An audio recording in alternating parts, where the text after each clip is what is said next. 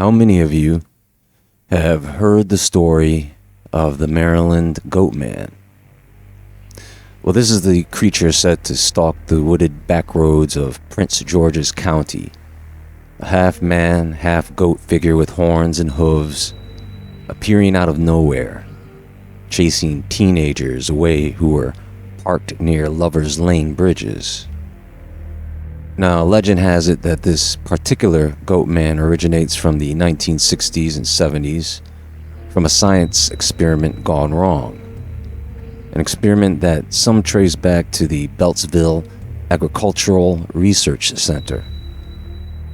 Some say that one of their scientists transformed himself into Goatman. Others say that this scientist created this Goatman. But there are accounts of this type of creature being reported in the 1950s as well. So, there are variations to this legend. Of course there are. Then there's the Lake Worth monster in Texas, sometimes called the Goatman there too. Described in the 1960s as a hairy, horned humanoid that attacked cars and vanished back into the trees.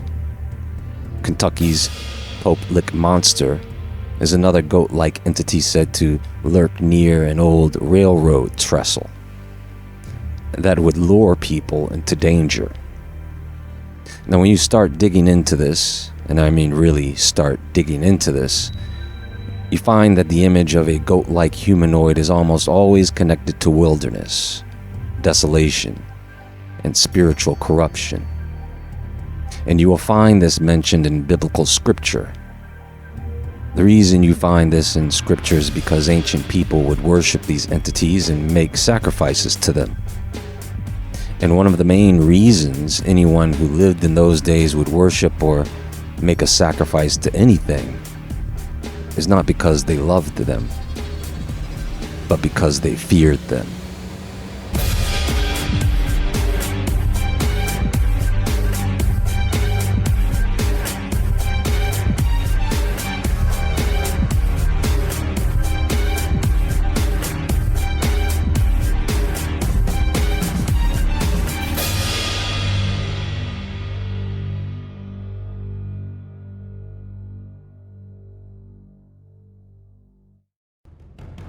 Okay, so there is a term in the Bible that is not commonly known or discussed, and that is the Hebrew word she'erim, which literally means hairy ones. The root word sha'ir can refer to a male goat, but in certain passages, it clearly means something more than livestock. In the book of Leviticus, chapter 17, verse 7, Israel is commanded that they are no longer to offer sacrifices to the she'erim. Some translations say devils, others say goat demons. But the Hebrew is explicit. It's hairy ones. Now, the fact that Israel was being warned not to sacrifice to them, that means there was an existing belief and worship happening. And so there was a spiritual association attached to these beings, right? In the book of Isaiah, chapter 13, verse 21, there is a prophecy against Babylon. The text describes a fallen, desolate city left in ruins, taken over by wild beasts. And then it says that the she'erim will dance there, hairy beings in abandoned places, in destruction. Also, in the book of Isaiah, chapter 34, verse 14, it describes Edom being reduced to wasteland, where desert creatures gather, and the satyr, se'ir, are beings that are consistently placed in desolation or in ruins, in wilderness locations outside civilization. Okay? The pattern here is wilderness dwelling, abandonment, ruins, forbidden worship. There is ancient scripture warning people not to spiritually align themselves with something described as hairy, goat-like beings inhabiting desolate places. Now, here's something that many of you may find very interesting or enlightening about the hairy ones, is that in the book of Leviticus, chapter 16, during the Day of Atonement, we're introduced to the rituals of the scapegoat. And we all know what a scapegoat is, right? So what they would do is they would take two goats. One is sacrificed to the Lord. The other is not killed. Instead, the sins of the people are symbolically placed upon it, and it is sent away into the wilderness. The text says it is sent to Azazel. Now, in this context, Azazel could be a location, a symbolic term, or the watcher, Azazel. One thing to keep in mind about the wilderness is that throughout Scripture, the wilderness is where temptation happens. It's where demons are cast out.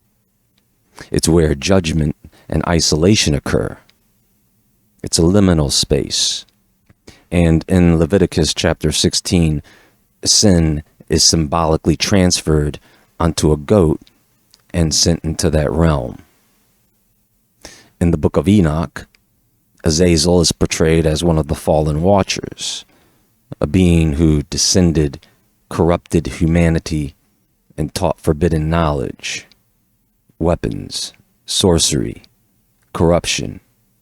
And in that tradition, Azazel is bound in the wilderness as punishment, right? The wilderness does not always mean a forest. It could mean a desert as well, which is where Azazel was imprisoned. So now you have goat imagery, wilderness exile, and a fallen being associated with spreading corruption and forbidden knowledge. Put that together for a moment. Goat symbolism, desolate regions, spiritual rebellion, forbidden knowledge. Whether you take it symbolically or literally, it doesn't matter. The pattern is there. The wilderness is portrayed as a realm connected to disorder and spiritual containment, and goats are repeatedly tied to that idea. Since the dawn of time, shadows have followed us. Questions without answers. Legends without end. Whispers speak of worlds hidden from sight. Truths buried in myth, carved in stone, and locked away in secret text and hidden vaults. Across every culture, every age, fragments remain. Clues to something vast, something forbidden, something waiting. This is Legends Mystery Masterclass. Here, we walk beyond the veil of ordinary understanding into ancient enigmas, forgotten corridors, and the secrets humanity was never meant to uncover. Prepare yourself. The mystery begins now.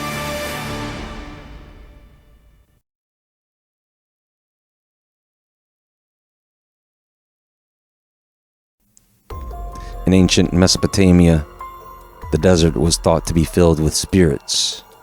People believed that deserts and ruins were inhabited by beings outside human control, and they were dangerous and chaotic.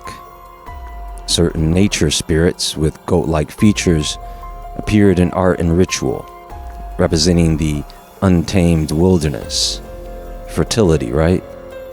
And sometimes evil. Greek mythology shows us satyrs, half man, half goat creatures associated with forest and the edges of civilization. Pan, the horned god of nature, representing wilderness and unpredictability. As time went on, these ideas were transformed into medieval demonology, where horns, hooves, and goat-like features became standard markers of evil and corruption, you see? So, now let's bring it back to the modern Goatman, okay? The stories that keep popping up across the United States. Sightings consistently describe a creature that is half man, half goat. It's very aggressive, but it seems to be indifferent to human presence until provoked. People report encounters near forests, on isolated roads, or lurking under bridges, which probably reminds you of folklore associated with goats and bridges, right? These are places that are dark and mostly deserted, liminal. Take a moment to notice the parallels with what we've been talking about. The wilderness, desolation, and the spaces between civilization and chaos.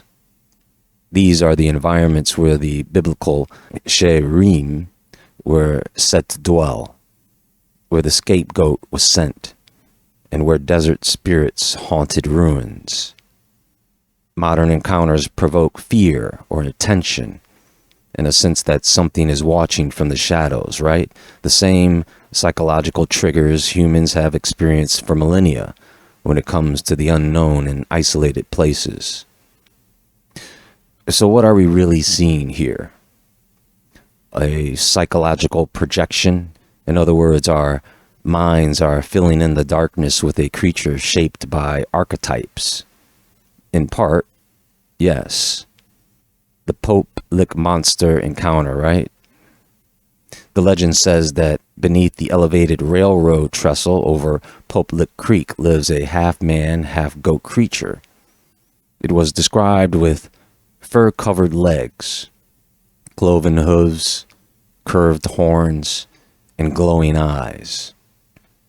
But here's the crazy part.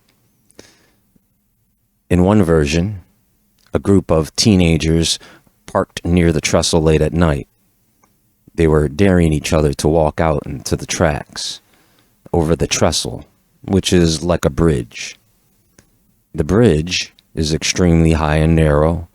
There are no side rails, nowhere to step aside if a train comes, unless you jump off the bridge. So, according to the story, they began hearing metallic scraping beneath the bridge. Something very heavy climbed up from below, and one of them saw a tall silhouette standing at the far end of the tracks, blocking the exit. They described it as upright, broad-shouldered, goat legs, long horns, and holding what looked like an axe, or possibly just a branch. Then, it allegedly began walking toward them, slowly. They turned to run back the way they came, and that's when they heard the train horn. The legend claims the creature had lured them onto the trestle, knowing a train was coming. Because apparently the Goatman doesn't need to chase you, he traps you. Some versions say the teens barely made it off. Other versions say one of them didn't. The reason this legend stays alive is because it combines several psychological elements. Liminal space, a bridge between two places, height and no escape routes, some mechanical element you can't stop, like a train, a creature that is a manipulator more than it is just a monster. You see?